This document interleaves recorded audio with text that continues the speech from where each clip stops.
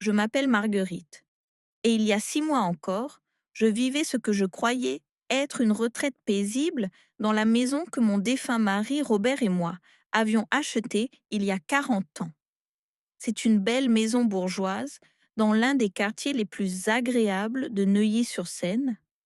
Elle vaut maintenant environ 1,2 million d'euros, alors que nous l'avions payée 130 000 francs en 1984. Robert est décédé il y a 3 ans, et je dois l'admettre, j'ai eu quelques difficultés depuis. Des petits problèmes de mémoire, je me confonds parfois sur les dates, j'oublie où j'ai posé mes affaires. Rien de grave, juste les petites choses normales qui arrivent quand on vieillit. Vous savez, mon fils David habite à environ 30 minutes de chez moi avec sa femme Christina. Christina et moi, on ne s'est jamais vraiment entendus dès le premier jour. C'est une de ces femmes qui vous sourit en face, mais on sent qu'elle calcule quelque chose derrière ses yeux. David l'a rencontrée il y a 8 ans quand il traversait son divorce, et elle s'est précipitée comme si elle le sauvait. En vérité, je pense qu'elle a vu un homme d'âge mûr avec un travail stable et une mère qui possédait un bien immobilier de valeur. Après la mort de Robert, Christina a commencé à venir plus souvent. Au début, je pensais qu'elle essayait enfin de créer des liens avec moi. Vous savez, elle apportait les courses, m'aidait à organiser mes médicaments, m'a même convaincue de prendre un de ces systèmes de téléassistance au cas où. Elle était si préoccupée par ma sécurité et n'arrêtait pas de souligner des petites choses, comme le fait que j'oubliais parfois de fermer la porte de derrière à clé ou que je répétais des histoires que je leur avais déjà racontées. Maman, on s'inquiète juste de te voir vivre seule dans cette grande maison, disait David. Et Christina hochait la tête avec cette expression faussement inquiète. Peut-être qu'il est temps de réfléchir à tes options. En y repensant, j'aurais dû voir ce qu'il faisait. Il constituait un dossier, documentait chaque petit faux pas, chaque moment de confusion.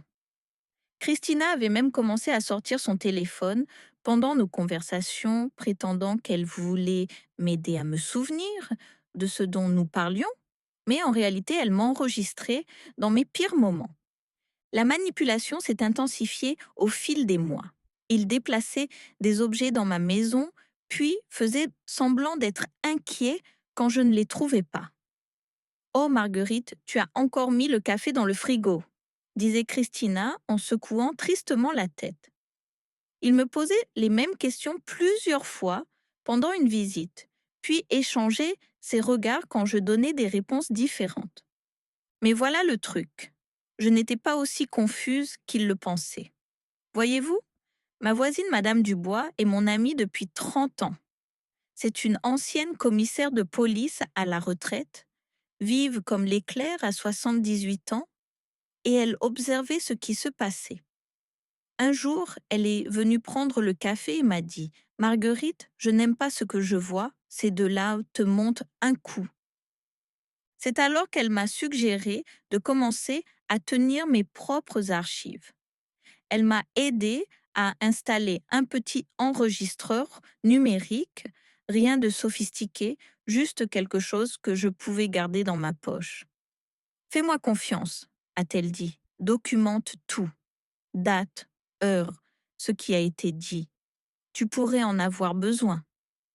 Alors j'ai commencé à enregistrer nos conversations. Pas pour être sournoise, mais pour me protéger. Et mon Dieu, comme je suis contente de l'avoir fait. Le point de rupture est arrivé il y a 3 mois. J'avais eu une journée particulièrement difficile. Je n'arrivais pas à me rappeler si j'avais pris mes médicaments du matin, j'étais confuse sur le jour qu'on était, ce genre de choses.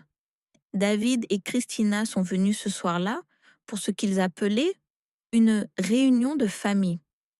Ils m'ont fait asseoir dans mon propre salon et Christina s'est même assise dans le fauteuil préféré de Robert, quelque chose qu'elle n'avait jamais fait auparavant. Ça ressemblait à une prise de pouvoir, vous savez, comme si elle revendiquait son territoire. Maman, a commencé David, nous avons discuté et nous pensons qu'il est temps pour toi d'envisager de déménager quelque part avec plus de soutien. Christina a sorti un dossier. Je vous jure qu'elle avait tout planifié, rempli de brochures de maisons de retraite. Pas de jolies résidences pour seniors, attention, mais les établissements les moins chers qu'elle avait pu trouver. Des endroits avec des noms comme Résidence du Couchant et Maison Dorée qui ressemblaient de plus à des prisons qu'à des foyers. Nous avons déjà visité ces endroits, a dit Christina en étalant les brochures sur ma table basse comme si elle me montrait des destinations de vacances. Celui-ci a une liste d'attente, mais il pourrait avoir une place le mois prochain. J'ai regardé la brochure qu'elle pointait du doigt. La chambre ressemblait à une chambre d'hôpital, minuscule, stérile, avec juste assez de place pour un lit simple et une chaise. Le coût mensuel était de 2 800 €. Je ne comprends pas, ai-je dit. Je me débrouille très bien ici, c'est chez moi. C'est alors que le masque de Christina est vraiment tombé. Marguerite, soyons réalistes. Tu ne peux plus t'occuper de cette maison. David et moi avons parlé de nous installer ici pour aider avec les paiements de l'hypothèque. C'est logique? S'installer, pas m'aider à rester. S'installer et me mettre ailleurs. Les paiements de la maison? Ai-je demandé. Quel paiement? Robert a fini de payer l'hypothèque il y a 15 ans. David avait l'air embarrassé, mais Christina n'a pas raté une seconde. Bon, il y a encore les impôts fonciers, les charges, l'entretien. C'est trop pour toi. David et moi pourrions nous occuper de tout ça. Et tu serais tellement plus heureuse quelque part avec des gens de ton âge. Des gens de mon âge. En d'autres termes, des gens qui attendent de mourir. J'ai regardé autour de mon salon.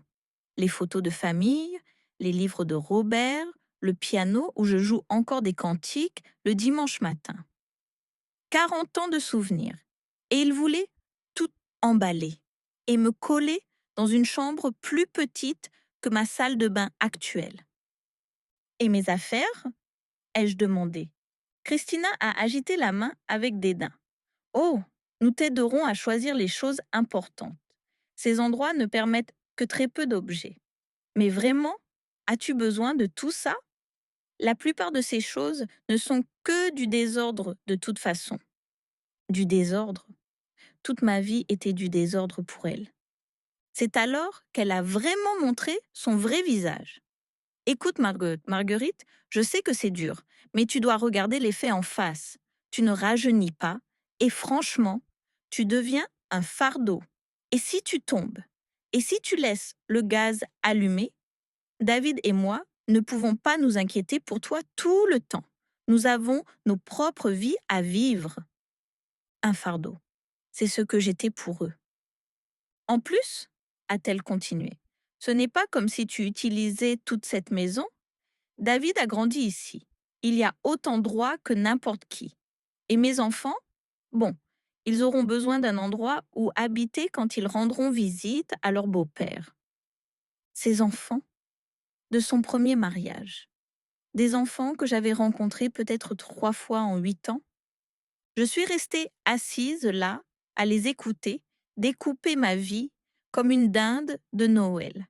Et quelque chose en moi s'est mis en place. Tous ces enregistrements que Madame Dubois m'avait encouragée à faire, tous ces petits commentaires et manipulations, soudain tout avait un sens. Mais je n'ai rien laissé paraître. J'ai juste hoché la tête et dit « Laisse-moi y réfléchir ». Ne réfléchis pas trop longtemps, maman, a dit David. L'endroit que Christina préfère pourrait ne pas garder la place. Après leur départ, j'ai appelé Madame Dubois. Elle est venue de suite et nous avons écouté l'enregistrement de cette conversation. Quand la voix de Christina a dit que je devenais un fardeau, Madame Dubois a juste secoué la tête. Ma chérie, ils essaient de voler ta maison, a-t-elle dit. Et ils utilisent des tactiques de maltraitance des personnes âgées pour le faire. C'est alors qu'elle m'a dit quelque chose que je ne savais pas. Madame Dubois tenait ses propres archives, des photos de David et Christina qui allaient et venaient. Les moments où ils étaient dans ma maison quand je n'y étais pas, ils avaient une clé pour les urgences, même des enregistrements d'eux parlant dans mon allée de combien valait la maison. Ils planifient ça depuis des mois, a-t-elle dit, peut-être plus longtemps. Le lendemain matin, j'ai fait quelque chose que je n'avais pas fait depuis des années. J'ai appelé mon avocat, pas un jeune arriviste, mais Maître Brennan, qui s'était occupé de la succession de Robert et était notre avocat de famille depuis 20 ans. Harold a 68 ans lui-même et ne tolère pas les sottises. Marguerite, a-t-il dit, après que je lui ai raconté ce qui se passait, veux-tu te battre? Harold, je ne vais nulle part. C'est ma maison, et je ne les laisserai pas me la voler. C'est alors qu'Harold a souri. Le genre de sourire qui signifie que quelqu'un va avoir exactement ce qu'il mérite. Voici ce que ma famille aimante ne savait pas sur moi. Robert et moi n'étions pas seulement des épargnants prudents.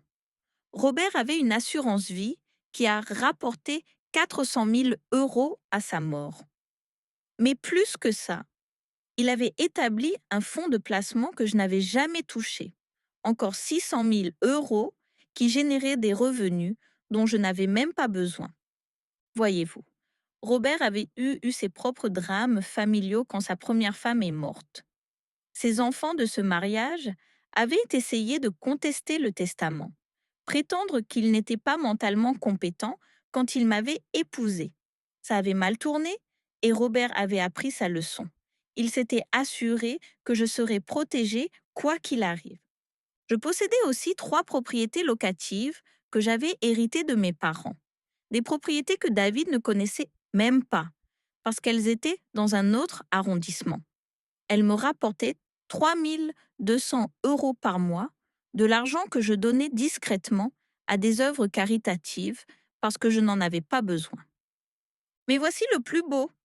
Et c'est là que les compétences de détective de Madame Dubois ont vraiment payé. Elle avait remarqué que Christina prenait des choses dans ma maison. Des petites choses au début. Un cadre photo en argent ici, un bijou là. Des choses qu'elle pensait que je ne remarquerais pas à cause de mes problèmes de mémoire. Madame Dubois avait photographié Christina sortant de ma maison avec des objets, tenant un journal détaillé.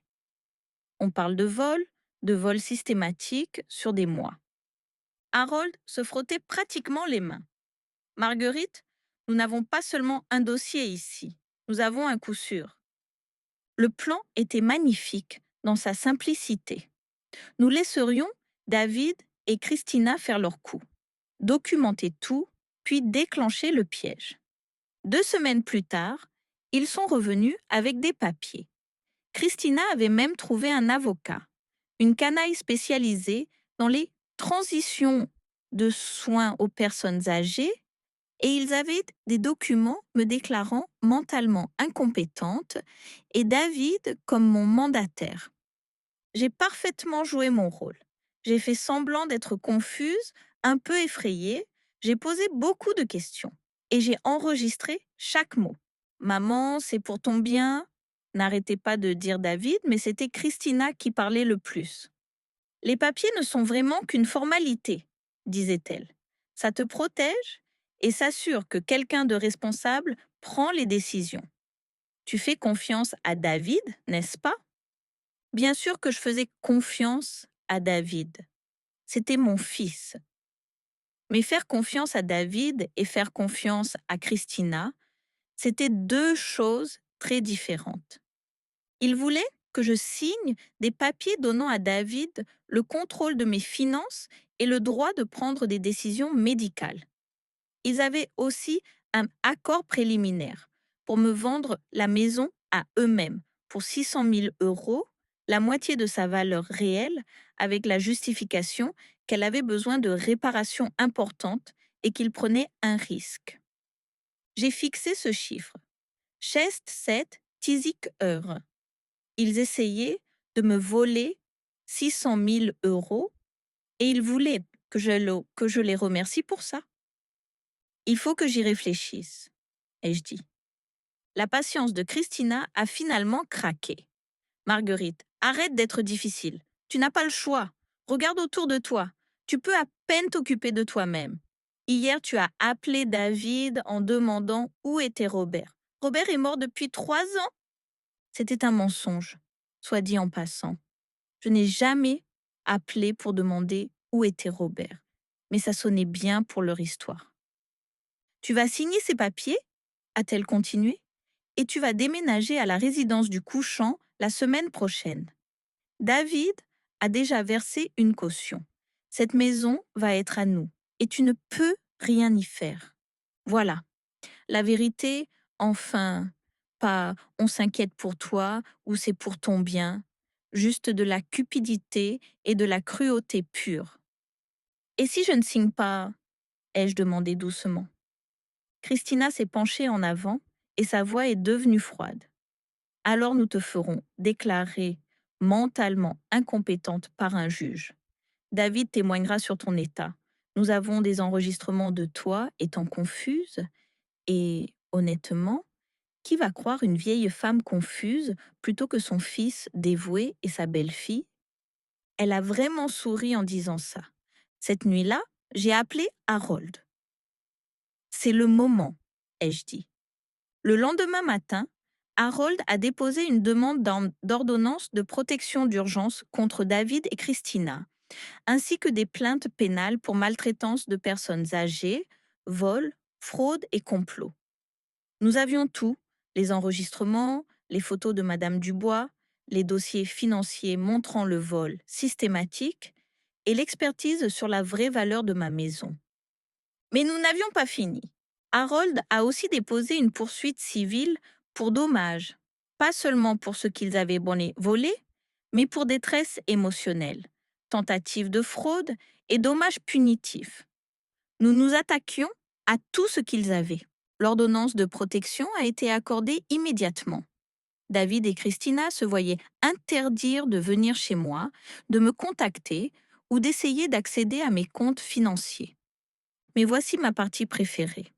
Harold a arrangé pour que l'huissier serve les papiers au travail de Christina.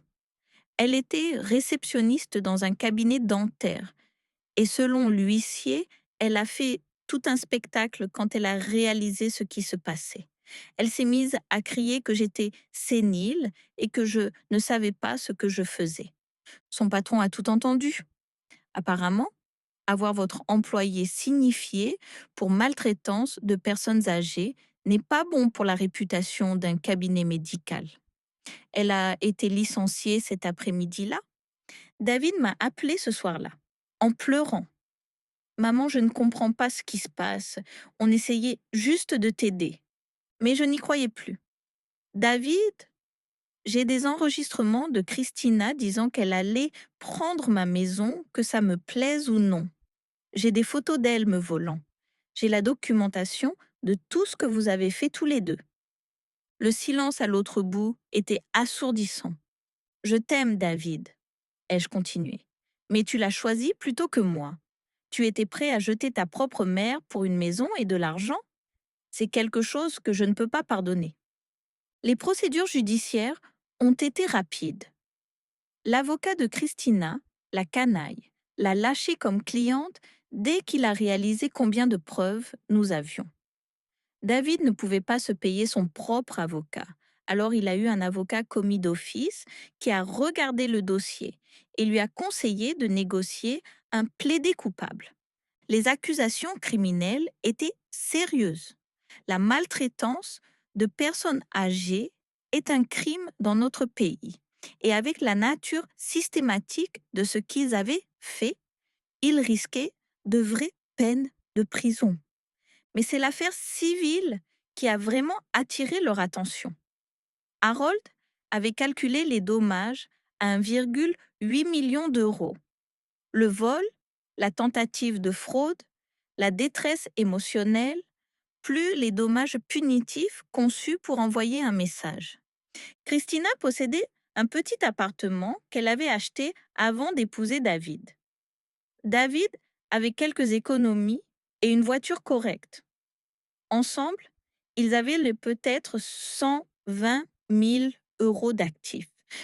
Ils faisaient face à la ruine financière. C'est alors que Christina a fait sa plus grosse erreur. Elle a essayé de me contacter directement, en violation de l'ordonnance de protection. Elle s'est présentée chez moi à 23 heures, frappant à la porte, criant que je détruisais sa famille et que les enfants de David de son premier mariage allaient me détester pour toujours. Madame Dubois a appelé la police et j'ai tout eu sur ma caméra de sécurité. Christina a été arrêtée pour violation de l'ordonnance de protection et sa liberté sous caution a été révoquée. Être en prison lui a donné le temps de réfléchir.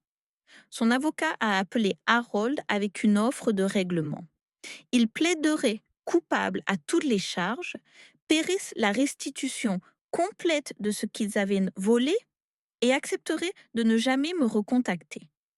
En échange, nous retirerions la poursuite civile. Harold m'a regardé. C'est ton choix, Marguerite. On peut tout leur prendre, ou on peut finir ça maintenant. J'y ai pensé longtemps. Une partie de moi voulait les détruire complètement, comme ils avaient essayé de me détruire.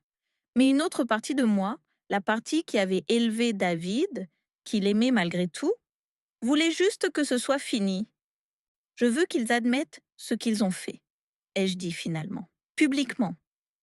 Je veux que tout le monde connaisse la vérité. C'est donc ce qui s'est passé.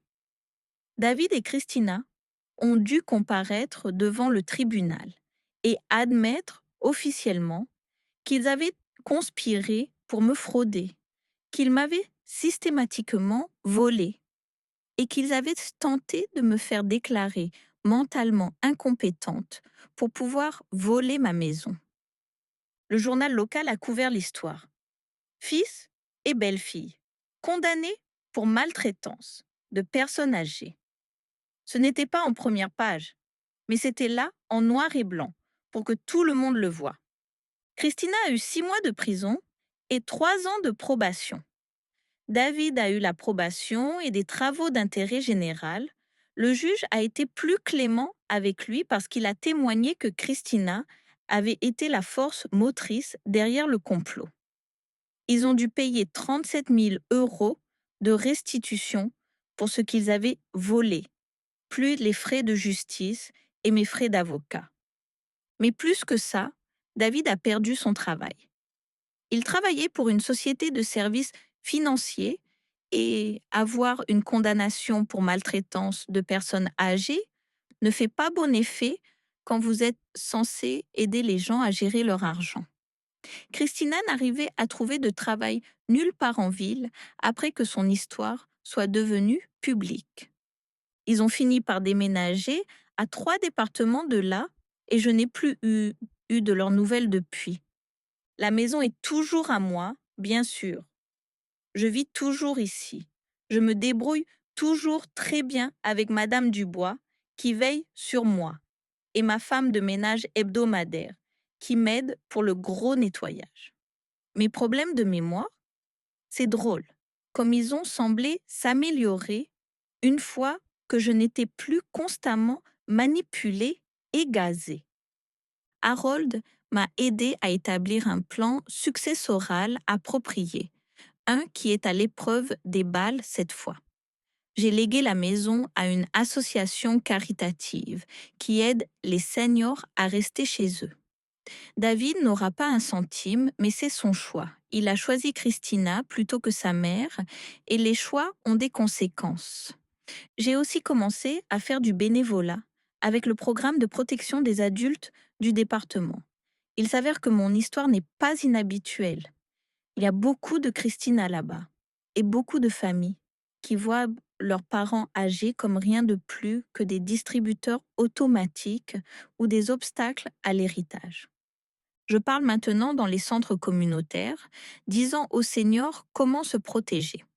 Je leur montre comment documenter les conversations, comment reconnaître les signes avant-coureurs d'abus financiers, comment obtenir de l'aide quand leur propre famille se retourne contre eux. La chose la plus importante que je leur dis est ceci. Vous n'êtes pas un fardeau, vous n'êtes pas trop vieux pour compter. Votre vie a de la valeur, votre maison est à vous et vous ne devez votre dignité à personne juste parce qu'il partage votre ADN. Madame Dubois et moi sommes devenus des amis encore plus proches. Elle plaisante en disant qu'on devrait créer une agence de détectives pour seniors. Et honnêtement, je ne suis pas sûre qu'elle plaisante entièrement. Nous avons aidé 3 autres voisins à gérer des situations familiales similaires. Et le mot circule qu'on ne plaisante pas quand il s'agit de protéger notre communauté. Les gens me demandent si David me manque. Et la vérité est compliquée. Le fils que je pensais avoir me manque. Le fils que j'ai élevé pour être honnête et attentionné. Mais ce fils a disparu le jour où il a décidé que sa mère valait plus pour lui comme transaction immobilière que comme personne. Le David qui a conspiré avec Christina pour voler ma maison et me jeter. Il ne me manque pas du tout. J'ai 72 ans, je possède ma maison libre de toute dette. J'ai plus d'argent que je n'en aurais jamais besoin. Et je suis entourée d'amis qui tiennent vraiment à moi. Je passe mes journées à lire, jouer du piano, jardiner et aider d'autres seniors à se protéger des Christina de ce monde. Christina pensait qu'elle était si intelligente, manipulant une vieille femme confuse. Elle pensait qu'elle avait trouvé la victime parfaite. Elle se trompait sur les 2 points. Et vous savez quelle est la meilleure partie? Je dors comme un bébé chaque nuit, dans mon propre lit, dans ma propre maison, entourée de 40 ans de souvenirs que personne ne peut m'enlever. Christina dort dans un studio à 3 départements d'ici, essayant encore d'expliquer aux employeurs potentiels pourquoi elle a une condamnation pour maltraitance de personnes âgées à son casier. La justice a une drôle de façon de s'arranger, n'est-ce pas? Si vous écoutez ceci et que vous vous reconnaissez dans mon histoire, si vous avez des membres de la famille qui essaient de vous convaincre que vous êtes trop vieux, trop confus, trop lourd à porter pour mériter le respect, sachez s'il vous plaît que vous avez des options, vous avez des droits et vous avez plus de pouvoir qu'ils ne veulent vous faire croire. Ne laissez personne vous convaincre que l'amour signifie abandonner tout ce pourquoi vous avez travaillé. Le vrai amour ne vous demande pas de sacrifier votre dignité, votre indépendance ou votre maison juste pour rendre la vie de quelqu'un d'autre plus facile. Et si vous écoutez ceci et que vous vous reconnaissez dans le comportement de Christina ou David, si vous êtes celui qui pousse un parent âgé vers des décisions qui vous profitent plus qu'à eux, arrêtez. Arrêtez tout simplement. Parce qu'un jour, vous serez celui qui est plus âgé, qui a besoin d'aide, qui est vulnérable. Et vos enfants regardent comment vous traitez leurs grands-parents. Ils apprennent ce qui arrive quand on vieillit dans votre famille. Croyez-moi, vous ne voulez pas qu'ils apprennent la leçon que Christina a enseignée. La vérité finit toujours par sortir. Et le karma? Le karma a une très longue mémoire.